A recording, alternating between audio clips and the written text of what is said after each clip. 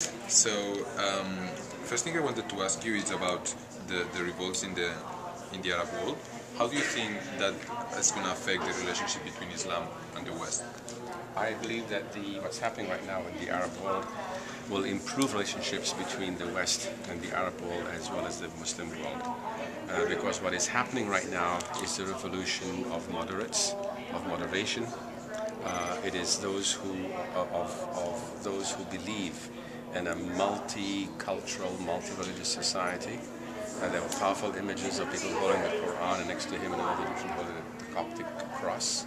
So we see a sense of community that embraces diversity and emphasizes the fundamental oneness of all humanity.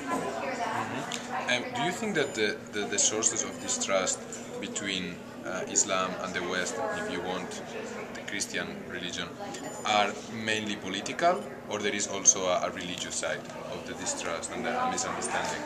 They are primarily political, geopolitical, and religion has become drawn into it as a defining factor around the political divisions.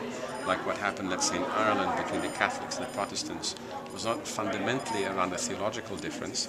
It was around a disparity that the Irish Catholics felt in their participation in both power and economic pie, but then it was drawn around this religious identity. You can create differences. It's like what happened, let's say, in this country with the blacks at one time, where blacks were not allowed certain things, or Jews were not allowed certain things, or certain communities were not allowed based upon either a religious identification, an ethnic identification, or even in Rwanda between the Hutus and the Tutsis, which is a tribal identification. So any identification that is used, or gender for that matter, which is utilized to disbar a particular group, whatever it is identified by, gender, race, tribe, religion for that matter, then you create the problems. Another factor also, as I mentioned, is the politicization of religion, which has happened in the last century increasingly within our faith communities. So what we need to do right now is to address both the political and economic disparities. What is happening in Bahrain, for example, today is an economic and power disparity that the Shias feel in Bahrain, because they're ruled by a Sunni leadership, and which is a minority there.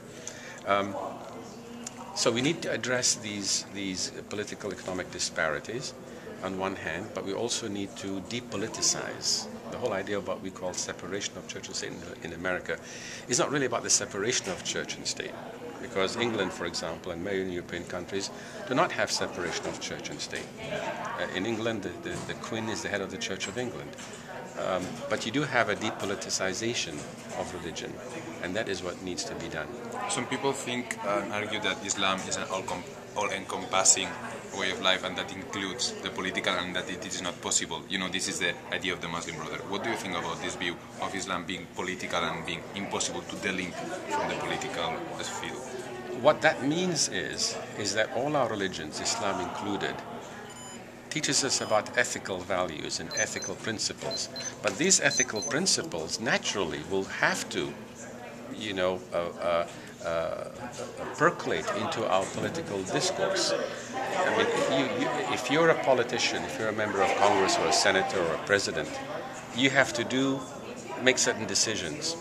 But what religion says is you have to make these decisions based upon equity and justice.